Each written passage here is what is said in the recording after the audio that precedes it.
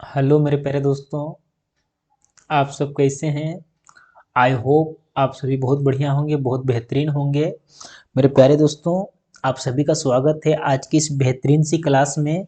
मेरे प्यारे दोस्तों, आज हम लोग देखेंगे एनालिसिस ऑफ फिनेंशियल स्टेटमेंट, यानी कि वित्तीय विवरण का विश्लेषण। और इस चैप्टर के जितने भी एमसीक्यू बन सकते हैं, आज हम लोग सारे एमसीक्यू को देखेंगे। और इसके बाद हम लोग का बस दो चैप्टर बचता है, एक अकाउंटिंग रेशियो और एक कैश फ्लो स्टेटमेंट। तो हम लोग दोनों चैप्टर के एमसीक्यू को पहले डिस्कशन कर लेंगे और उसके बाद हम लोग न्यूमेरिकल क्वेश्चन को अटेम्प्ट करेंगे। जितने भी चैप्टर से न्यूमेरिकल क्वेश्चन आ सकते हैं, हम लोग हर एक चैप्टर के न्यूमेरिकल को डिस्कशन करेंगे। और उसके बाद जितने भी लॉन्ग टाइप के क्वेश्चन आ सकते हैं, हम लोग लॉन्ग टाइप के क्वेश्चन को भी डिस्कशन करेंगे। यानी कि हम लोग इस प्रकार से प्रिपरेशन कर रहे हैं कि हम लोगों का अकाउंटेंसी में 90% से एबव आना चाहिए, उससे कम में हम लोग हार मानने वालों में से नहीं है। और इसीलिए हम लोग इतना मेहनत भी कर रहे हैं। हम लोग का सोच है, हम लोग का लक्ष्य है कि हम लोग को अकाउंटेंसी में एटलीस्ट 90% से अबव लाना है, वो फ्री ऑफ कॉस्ट। आप लोगों से मैं 1 रुपया भी कोई कॉस्ट नहीं ले रहा हूँ, 1 रुपया भी कोई चार्ज नहीं ले रहा हूँ। आप लोग फ्री में मेरे कंटेंट को देखिए। और हम लोग का एक लक्ष्य होना चाहिए कि अकाउंटेंसी में एटलीस्ट 90% आना ही चाहिए। उससे अबव आए तो चलेगा, लेकिन कम में तो हार नहीं मानेंगे। तो इसीलिए हम लोग एमसीक्यू का अभी सेशन चला रहे हैं और हम लोग का ये थर्ड लास्ट चैप्टर है। इसके बाद अकाउंटिंग रेशियो और कैश फ्लो बचा है। और आप लोग अगर मेरे प्रीवियस वीडियो को नहीं देखें तो जाकर के प्लेलिस्ट पड़ा हुआ है, प्लेलिस्ट में आपको वीडियो मिलेगा। वन बाय वन करके हर एक वीडियो को हम लोग एनपीओ से शुरू किए हुए हैं। और आज हम लोग एनालिसिस ऑफ फाइनेंशियल स्टेटमेंट, जो भी आप लोगों का सिलेबस में है, सबको हम लोग पढ़ रहे हैं। हाँ, जो चैप्टर आपके सिलेबस में नहीं है उसका एमसीक्यू आप लोगों को नहीं मिल रहा है, जैसे कि रिडेम्पशन ऑफ डिवेंचर।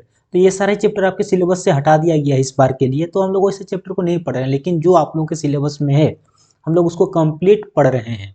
तो मेरे प्यारे दोस्तों, अगर आप लोग वीडियो नहीं देखे हैं तो प्लेलिस्ट में जाइए, नीचे डिस्क्रिप्शन बॉक्स में है, और प्लेलिस्ट को टैप कीजिए और हर एक वीडियो को वन बाय वन देखिए। आप लोगों का पूरा कंप्लीट एमसीक्यू कवर हो जाएगा, ठीक है। और जैसे हम लोग का एमसीक्यू कवर हो जाएगा, उसके बाद हम लोग का टारगेट रहेगा शॉर्ट टाइप न्यूमेरिकल, जहाँ से न्यूमेरिकल क्वेश्चन आता है वो न्यूमेरिकल क्वेश्चन को करेंगे। और न्यूमेरिकल कंप्लीट होने के बाद हम लोग का बचेगा लॉन्ग टाइप न्यूमेरिकल, यानी बड़े बड़े न्यूमेरिकल, ठीक है। तो इस प्रकार से हम लोग अपने आप को प्रिपेयर कर रहे हैं कि अकाउंटेंसी में 90% से अबव आएगा। तो मेरे प्यारे दोस्तों, चलिए हम लोग टाइम वेस्ट नहीं करते हैं और देखते हैं कि एनालिसिस ऑफ फाइनेंशियल स्टेटमेंट से क्या क्या एमसीक्यू बन सकता है। मेरे प्यारे दोस्तों, उससे पहले देखिए, ये जो आप लोगों को वीडियो मिल रहा है, ये मेरे यूट्यूब चैनल पर मिल रहा है। ये मेरा यूट्यूब चैनल है जिसका नाम है कॉमर्स फाउंडेशन जीके। तो मेरे प्यारे दोस्तों, अगर आप लोग अभी तक मेरे इस चैनल को सब्सक्राइब नहीं किए हैं तो जा करके सब्सक्राइब जरूर कर लीजिए, ताकि आप लोगों को कॉमर्स का पूरा कंप्लीट पैकेज फ्री में मिलेगा। सारे अपडेट मिलेंगे, रिजल्ट से लेकर के एडमिट कार्ड से लेकर के स्टडी से लेकर के कंटेंट, सारा A to Z आपको कॉमर्स रिलेटेड सब कुछ मिलेगा। तो मेरे प्यारे दोस्तों, आप लोग अगर सब्सक्राइब नहीं किए तो फटाफट सब्सक्राइब जरूर कर लीजिए, ठीक है। तो चलिए हम लोग देखते हैं इस चैप्टर के एमसीक्यू को। तो मेरे प्यारे दोस्तों, देखिए, इसमें हम लोग टोटल आज 23 एमसीक्यू डिस्कशन करेंगे। टोटल 23 अगर एमसीक्यू आप लोग इस चैप्टर से कर लिए तो आप लोग का ये चैप्टर का एमसीक्यू वाला पोर्शन कंप्लीट हो जाएगा, ठीक है। तो मेरे प्यारे दोस्तों, चलिए हम लोग देखते हैं वन बाय वन, टाइम को वेस्ट नहीं करते हैं। देखिए, पहला क्वेश्चन आप लोगों को दिख रहा है, पहला क्वेश्चन दिख रहा है। पहला क्वेश्चन का आंसर आप लोग दीजिए। देखिए, पहला क्वेश्चन में क्या कहा गया है कि लंबवत विश्लेषण को क्या कहा जाता है।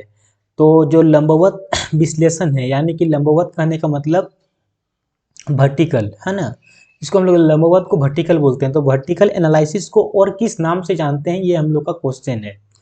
तो मेरे प्यारे दोस्तों, इसका सही हो जाएगा ऑप्शन नंबर बी, यानी कि इसको स्थिर विश्लेषण भी कहा जाता है। लंबवत विश्लेषण को स्थिर विश्लेषण भी कहा जाता है, ये बात आप लोगों को पता होना चाहिए। ऑप्शन नंबर 20 का करेक्ट हो जाएगा। चलिए देखते हैं दोस्तों next question, question number 2। Question number 2 में कहा जा रहा है कि वित्तीय विश्लेषण उपयोगी है। जो फिनेंशियल एनालिसिस है, ये फिनेंशियल स्टेटमेंट का एनालिसिस क्यों उपयोगी है, किसके लिए उपयोगी है? क्या विनियोगकर्ताओं के लिए उपयोगी है, क्या अंशधारियों के लिए उपयोगी है, क्या ऋण पत्रधारियों के लिए उपयोगी है, ये सभी के लिए उपयोगी है। मेरे प्यारे दोस्तों, ये सभी के लिए उपयोगी है। ऑप्शन नंबर डी इसका करेक्ट हो जाएगा, ठीक है। मेरे प्यारे दोस्तों, चलिए देखते हैं next question, question number 3। Question number 3 में कहा जा रहा है कि वित्तीय विवरणों के विश्लेषण में शामिल होते हैं। जो वित्तीय विवरणों का जो विश्लेषण होता है तो इसमें क्या क्या शामिल होता है? व्यापारिक खाता शामिल होता है कि लाभानी विवरण शामिल होता है कि आर्थिक चिट्ठा की सभी? तो मेरे प्यारे दोस्तों इसका सही आंसर हो जाएगा ऑप्शन नंबर डी, यानी कि सभी का सभी इसमें शामिल होता है। ठीक है मेरे प्यारे दोस्तों, चलिए देखते हैं next question, question number 4। Question number 4 में कहा जा रहा है कि वित्तीय विश्लेषण महत्वपूर्ण है। क्यों महत्वपूर्ण है बताना है, क्योंकि आप लोगों को बताना है कि वित्तीय विश्लेषण महत्वपूर्ण है। तो ये क्यों महत्वपूर्ण है, किस लिए महत्वपूर्ण है? तो मेरे प्यारे दोस्तों इसका सही हो जाएगा option number B. Option number B इसका सही आंसर हो जाएगा। क्यों? परिचालन कुशलता की जांच करता है। वित्त विश्लेषण क्या करता है? वित्त विश्लेषण जो है परिचालन कुशलता की जांच करता है, इसलिए ये बहुत ज्यादा इंपॉर्टेंट है। ऑप्शन नंबर 20 का करेक्ट हो जाएगा। ठीक है मेरे प्यारे दोस्तों, चलिए देखते हैं next question, question number 5। Question number 5 में कहा जा रहा है कि आय विवरण क्या दर्शाता है? जो इनकम स्टेटमेंट है, इनकम स्टेटमेंट हम लोगों को क्या दर्शाता है? तो इनकम स्टेटमेंट क्या दिखाता है? एक निश्चित अवधि में लाभ अथवा हानि, या एक निश्चित अवधि में एक सर्टेन टाइम पीरियड में कितना रुपया का लाभ हुआ और कितना रुपया का हानि हुआ, ये हम लोग को शो करता है कौन? Income statement. ठीक है, आय विवरण। तो ऑप्शन नंबर 20 का करेक्ट हो जाएगा। ठीक है मेरे प्यारे दोस्तों, चलिए देखते हैं next question, question number 6। Question number 6 में कहा जा रहा है कि स्थिति विवरण क्या दर्शाता है? जो स्थिति विवरण है यानी कि जो बैलेंस शीट है, बैलेंस शीट को स्थिति विवरण कहा जाता है या फिर आर्थिक चिट्ठा कहा जाता है। तो ये क्या दर्शाता है? तो मेरे प्यारे दोस्तों इसका सही हो जाएगा ऑप्शन नंबर सी, यानी कि एक निश्चित तिथि पर वित्तीय स्थिति। एक निश्चित तिथि पर जो भी वित्तीय स्थिति, वित्तीय स्थिति कहने का मतलब एसेट्स एंड लायबिलिटी का स्थिति, कितना एसेट्स है, कितना लायबिलिटी है, कितना कैपिटल है, ये सारा कुछ रिप्रेजेंट करता है कौन? एक बैलेंस शीट। यानी कि क्या दिखाता है? एक निश्चित तिथि पर वित्तीय स्थिति को शो करता है, प्रदर्शित करता है। ठीक है, ऑप्शन नंबर सी इसका करेक्ट हो जाएगा। मेरे प्यारे दोस्तों चलिए देखते हैं next question, question number 7। Question number 7 में कहा जा रहा है कि निम्न में कौन सा वित्तीय विवरण का उद्देश्य है? बताना है कि निम्नलिखित में से कौन सा है जो वित्तीय विवरण का उद्देश्य है। तो मेरे प्यारे दोस्तों वित्तीय विवरण का क्या क्या उद्देश्य होता है? बहुत सारा उद्देश्य होता है, यानी कि ऑप्शन नंबर डी इसका करेक्ट हो जाएगा, ऑल ऑफ दी एबव, उपरोक्त सभी उद्देश्य है। ठीक है, चलिए देखते हैं next question, question number 8। Question number 8 में कहा जा रहा है कि इनमें से वित्तीय विवरण में हित रखने वाला पक्ष कौन सा है? बताना है जो कौन सा पक्ष है जो वित्तीय विवरण में हित रखता है। तो मेरे प्यारे दोस्तों इसका हो जाएगा ऑप्शन नंबर डी, यानी कि इनमें से सभी। प्रबंधक यानी कि मैनेजर, वित्तीय संस्थान यानी कि जो भी फाइनेंशियल इंस्टीट्यूशन है, और जितने भी लेनदार यानी कि क्रेडिटर्स, ये सभी का हित है। तो सभी का हित है, यानी कि ऑल ऑफ दी अबव इसका सही हो जाएगा, इनमें से सभी। मेरे प्यारे दोस्तों चलिए देखते हैं next question, question number 9। Question number 9 में कहा जा रहा है, क्वेश्चन नंबर 9 में कहा जा रहा है कि निम्न में कौन सी वित्तीय विवरण विश्लेषण की सीमा नहीं है? बताना है कि विश्लेषण की सीमा नहीं है। सीमा है नहीं पूछा है, सीमा नहीं है, नेगेटिव पूछा है कि कौन सी नहीं है। तो मेरे प्यारे दोस्तों इसका क्वेश्चन नंबर 9 का हो जाएगा कि वित्तीय सुदृढ़ता की ज्ञान प्राप्त होना, ये इसकी विशेष सीमा नहीं है। ठीक है, ये इसकी क्या नहीं है? ये इसकी सीमा नहीं है। वित्तीय सुदृढ़ता के ज्ञान प्राप्त होना इसकी सीमा नहीं है। ऑप्शन नंबर ए इसका करेक्ट हो जाएगा। मेरे प्यारे दोस्तों चलिए देखते हैं next question, question number 10। Question number 10 में कहा जा रहा है, क्वेश्चन नंबर 10 में कहा जा रहा है कि सम विच्छेद विश्लेषण, जो सम विच्छेद विश्लेषण है ये क्या दर्शाता है ना? सम विच्छेद विश्लेषण क्या दर्शाता है? तो मेरे प्यारे दोस्तों इसका सही हो जाएगा ऑप्शन नंबर ए इसका सही हो जाएगा। इसमें दर्शाता है लागत और विक्रय के बीच का संबंध, कितना कॉस्ट पड़ा है, कितना लागत पड़ा है और कितना में सेल कर रहे हैं, इन दोनों के बीच का रिलेशन को किस में दर्शाते हैं? सम विच्छेद विश्लेषण में दर्शाया जाता है। ऑप्शन नंबर ए इसका करेक्ट हो जाएगा। ठीक है मेरे प्यारे दोस्तों चलिए देखते हैं next question, question number 11। Question number 11 में कहा जा रहा है कि निम्न में से एक उपक्रम की वास्तविक आर्थिक स्थिति कौन दर्शाता है? उसका आर्थिक स्थिति को कौन दर्शाता है ना? बहुत इंपॉर्टेंट क्वेश्चन है कि किसी भी एक उपक्रम का वास्तविक स्थिति जो है ये कौन दर्शाता है? तो मेरे प्यारे दोस्तों इसका सही हो जाएगा आर्थिक चिट्ठा स्थिति। आर्थिक स्थिति कौन दर्शाएगा? आर्थिक चिट्ठा, यानी कि बैलेंस शीट दर्शाता है। ऑप्शन नंबर 20 का करेक्ट हो जाएगा। ठीक है मेरे प्यारे दोस्तों चलिए देखते हैं next question, question number 12। Question number 12 में कहा जा रहा है कि एक व्यावसायिक उद्यम है ना, एक व्यावसायिक उद्यम के वित्तीय विवरण में सम्मिलित होते हैं। तो वित्तीय विवरण में क्या क्या शामिल होता है वित्तीय विवरण में, ठीक है, यानी कि आपको बताना है कि क्या क्या शामिल होता है। तो आर्थिक चिट्ठा या फिर तुलना पत्र, हाँ ये शामिल होता है। रोकड़ प्रवाह विवरण ये भी शामिल होता है। रोकड़ प्रवाह विवरण 2 बार आ गया यानी शामिल होता है। तो इसका सही आंसर क्या हो जाएगा? ऑल ऑफ दी अबव, यानी कि ऑप्शन नंबर डी इसका करेक्ट हो जाएगा। ठीक है मेरे प्यारे दोस्तों, चलिए देखते हैं next question, question number 13। Question number 13 में कहा जा रहा है कि कंपनी की वार्षिक रिपोर्ट को निर्गमित किया जाता है। बताना है कि कंपनी का जो वार्षिक रिपोर्ट है यानी कि एनुअल जो रिपोर्ट है ये निर्गमित किया जाता है। किसको निर्गमित करते हैं, यानी कि किसको हम लोग सौंपते हैं, यानी किसको प्रेजेंट करते हैं, किसको दिखाते हैं। तो मेरे प्यारे दोस्तों ये अंशधारकों के लिए होता है। किसके लिए होता है? अंशधारकों के लिए। क्योंकि देखिए जो अंशधारक होते हैं यानी कि जो शेयर होल्डर होते हैं, जो शेयर होल्डर होते हैं वही कंपनी के मालिक होते हैं। कौन होते हैं? वो कंपनी के ओनर होते हैं यानी कि मालिक होते हैं। और ये रिपोर्ट हम लोग किसको दिखाएंगे? मालिक को। कोई भी रिपोर्ट अगर हम लोग कहीं पर रिपोर्ट बनाते हैं तो रिपोर्ट किसको दिखाते हैं? मालिक को, यानी कि शेयर होल्डर को दिखाएंगे। क्यों? क्योंकि शेयर होल्डर जो है, अंशधारी जो है कंपनी के मालिक होते हैं। इसीलिए वार्षिक रिपोर्ट हम लोग अंशधारियों को निर्गमित किया जाता है। ठीक है, आई होप मेरे प्यारे दोस्तों आप लोगों को समझ में आ रहा होगा। चलिए मेरे प्यारे दोस्तों देखते हैं next question, question number 14। Question number 14 में कहा जा रहा है कि चिट्ठा यानी कि जो तुलना पत्र यानी कि जो बैलेंस शीट है, चिट्ठा वित्तीय स्थिति के संबंध में सूचनाएं प्रस्तुत करता है। तो किसके विषय में? तो किसके विषय में प्रस्तुत करता है? यानी कि एक दी गई अवधि पर, एक निश्चित अवधि पर, वह अवधि हो सकता है, मान लेते हैं कि 1 अप्रैल से लेकर के 31 मार्च, या फिर हो सकता है कि 1 जनवरी से लेकर के 31 दिसंबर, यानी कि एक निश्चित अवधि का, एक विशेष अवधि पर अपनी वित्तीय स्थिति का संबंध को सूचनाएं प्रस्तुत करता है। यानी कि एक विशेष अवधि के लिए, दौरान नहीं होगा, के लिए नहीं होगा, एक विशेष अवधि पर होगा, है ना, दी गई एक विशेष अवधि पर, यानी कि ऑप्शन नंबर ए इसका करेक्ट हो जाएगा। मेरे प्यारे दोस्तों चलिए देखते हैं next question, question number 15। Question number 15 में कहा जा रहा है कि लाभ व हानि खाते को, यानी कि जो हम लोग का प्रॉफिट एंड लॉस अकाउंट है, यानी कि प्रॉफिट एंड लॉस अकाउंट बोलिए या फिर प्रॉफिट एंड लॉस स्टेटमेंट बोलिए, इसको हम लोग और किस नाम से जानते हैं? तो इसको आय विवरण भी कहा जाता है। यानी क्या कहते हैं इसको? आय विवरण के नाम से भी जाना जाता है, यानी कि इनकम स्टेटमेंट भी कहा जाता है।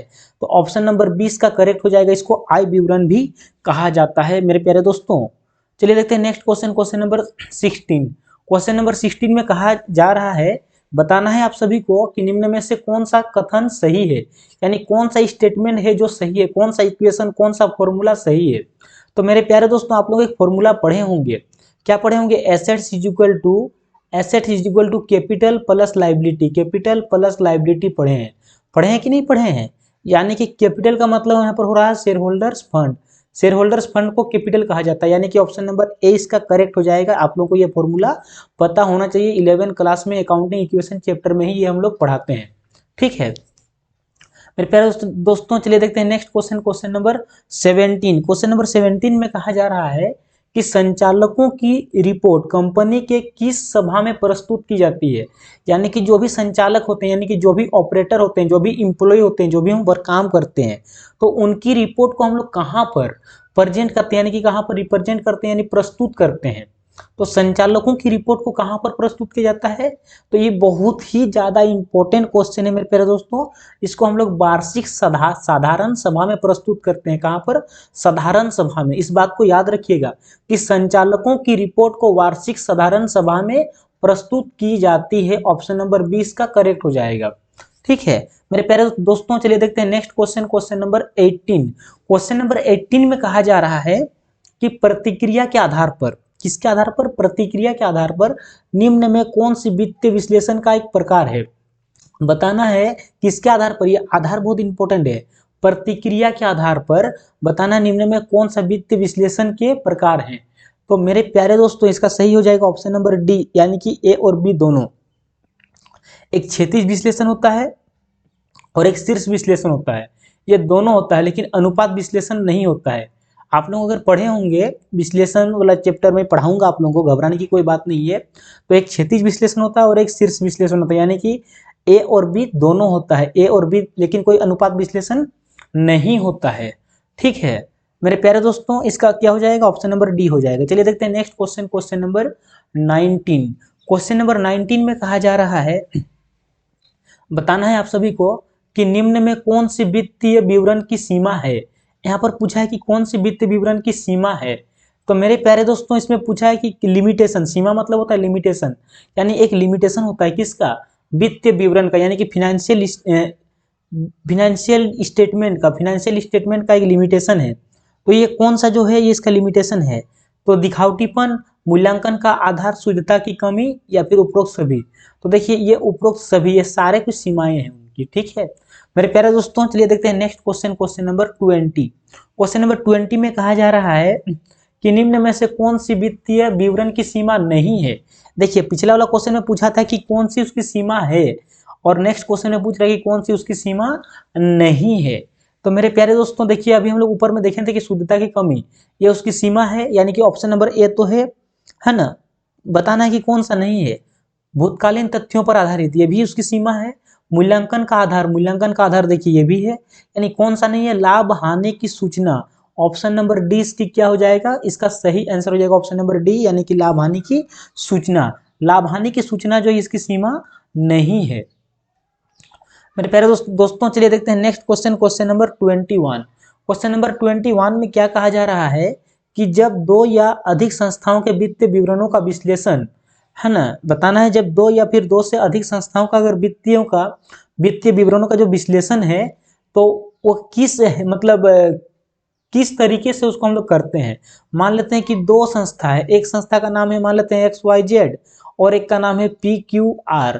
ये दो संस्थाओं का अगर हमको वित्तीय विवरणों का विश्लेषण करना है तो वो किस के तहत करेंगे, ठीक है, यानी किसके अकॉर्डिंग करेंगे, तो अंतर संस्था विश्लेषण, उसको क्या बोलते हैं, अंतर संस्था विश्लेषण कहते हैं। मान लेते हैं कि इसका सेल 20,000 है, इसका 15,000 है, तो अंतर कितना है, 5,000 का आया, यानी उसी के आधार पर हम लोग क्या करेंगे, विश्लेषण करेंगे, यानी कि अंतर संस्था विश्लेषण के अंतर्गत, यानी कि ऑप्शन नंबर 20 का करेक्ट हो जाएगा।